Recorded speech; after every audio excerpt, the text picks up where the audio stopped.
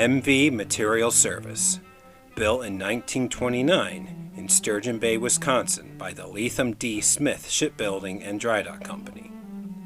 This was for the Latham and Smith Putnam Navigation Company of Sturgeon Bay, Wisconsin. The barge was on a 10-year lease to the Material Service Corporation of Chicago, Illinois. The service had a length of 239 feet. She had a beam of 40 feet and a depth of 13.75 feet. She also had a gross tonnage of 1,077 tons, and she had a net tonnage of 736 tons. The service was driven along by two propellers that were powered by two 350 horsepower diesel engines. The Material Service was built to carry sand from Lake Michigan to docks in the Chicago River. The Material Service had a shallow hull, and she had a lowerable A-frame which was designed to allow her to pass under low bridges.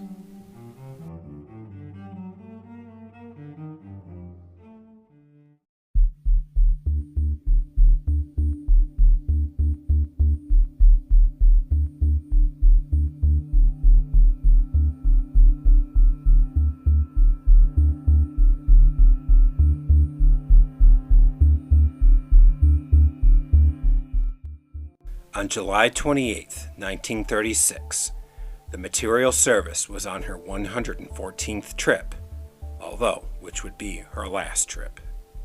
The loading of the cargo of sand began at 12:47 on the Material Service, and they had finished at around 5:15 p.m. She then departed from Lockport at 5:31 with a full cargo of 2,400 tons, loaded down tight, of sand. It had only been a few hours from Lockport to the 92nd yard, and the Material Service's A-frame was kept erect. Just a little while after midnight, the lake began to get choppy. However, there are reports that the weather was very foul for that day as well on Lake Michigan. Captain Charles D. Brown was on duty of the Material Service, and he was heading towards Calumet Harbor at the entrance to the Calumet River. Lake Michigan was getting very rough, and water began to splash over the deck and hold covers for quite some time. The Material Service was simply not designed to handle weather like this out on the open lake. But apparently the ship was not in any apparent danger, so Captain Brown decided that there was no need to make the steel hold covers watertight with tarpaulins. Most of the Material Service's 22 crew members were asleep in their bunks. Below deck, Third Assistant Engineer Joseph Change had noticed that there was an unusual amount of water in the bilges. After only about 5 minutes, this rose to over 2 feet, and the 3 and 6 pumps were put into action. However, the water intake increased, and they simply could not keep up with the influx of the water. Joseph then went to wake the chief engineer and arrange for the main pump to be utilized to help in pushing out more water. On his way, though, the ship suddenly lurched to the port side. The Material Service was 5 minutes away from Calumet Harbor when a wave washed over her decks and caused the lurch to the port side. John M. Johnson, the first mate, said that Captain Brown stated, "Jack, we're going over." The ship then jerked upright. Asleep in his bunk, deckhand Alfred Melby was awakened by the jolt and the shouts of other crew members saying, "We're sinking." Melby and 6 other sailors raced up the ladder to the top deck. He was, however, the last one to make it up. But just as Melby was making his way up the ladder, he was pulled under by the suction of the sinking ship. The lake swallowed him whole. However, Melby somehow managed to fight his way to the surface, and he credited his life vest with saving his own life. Meanwhile, in the pilot house, Johnson had grabbed the captain's arm to help steady him, but lost his hold. In a pendulum-type motion, the deck swung almost vertical. Starboard and port becoming up and down type motions. Johnson and Captain Brown were thrown into Lake Michigan in only a minute, and then the Material Service slipped beneath Lake Michigan's waves. Captain Brown, the chief engineer, and 14 others simply had no time to get above deck and escape the sinking Material Service. There were 7 survivors of the 22 crew members.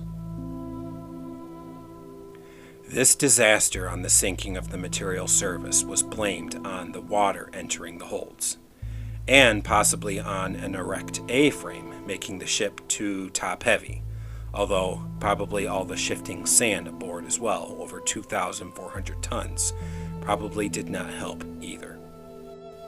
The sinking disaster of the Material Service occurred about 4 miles offshore. This was as she was heading to the South Chicago harbor with her load of sand. When the survivors were picked up, they were simply exhausted and too incoherent to give an account of what had just happened in the capsizing and sinking of the service. This comes from as Coast Guardmen explained it. In total, 15 sailors lost their lives in Lake Michigan and went down with the Material Service.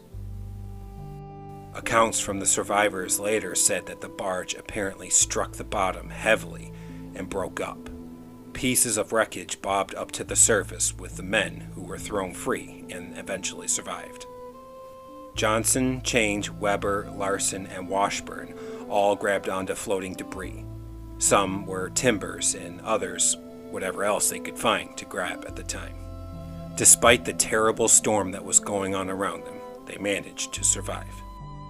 The heavy inshore wind swept the 7 men to the foot of the South Chicago lighthouse, where they were then picked up by the Coast Guard. The cutter Rush removed Change, Weber, Washburn, Johnson, and Larson from the lighthouse breakwater and took them to the hospital immediately. On its way, it also picked up Alfred Melby and Hansen, another sailor. We were being washed ashore on pieces of wreckage from the Material Service. The 7 surviving sailors of the Material Service, however, were unable to offer any definitive reason as to why the ship plunged to the bottom of Lake Michigan, aside from the choppy waves and storm which was occurring. The body of Captain Charles D. Brown of Port Huron, Michigan, was eventually found, floating near the scene of the tragedy. There were 3 other bodies as well that were also recovered. And that is the tragic and full story of the sinking of the Material Service barge in Lake Michigan. Well, it sounds like a lot of factors were at play here. She just simply was not designed to be out on these seas. And, especially learning that the weather was already bad for that day, why was she even going to try and make an attempt out there on Lake Michigan? And being loaded down with sand, that's definitely a cargo that shifts and probably makes for her to be unsteady and whatnot. But for her to capsize and sink so quickly like that, yeah, no wonder these poor men had no time at all to save themselves. It sounded like it happened almost instantly, within a minute or so, as she plunged like that. Now, I think she either plunged or she began plunging and then capsized because of that final big wave a final big wave that put her under. But yeah, at least there were 7 men that survived, and I kept reading further. I believe they recovered all the bodies except for 1. I could be wrong on that. Correct me if I am, but I do believe all the bodies were eventually recovered. But yeah, what a tragic, sad tale for these men and a ship, or a barge, that just simply was not designed to handle waves like that. And I don't know why she was even going out there and risking it when the weather was not good to begin with that day, as I read. So, but let me know what you guys think in the comment section down below, and if you have any additional information or corrections, I believe I said it correctly, Calumet or Calamute River. If I said that correctly, let me know. But thank you again, guys, so very much for joining me on this episode of Songs of the Great Lakes, and I hope you enjoyed it.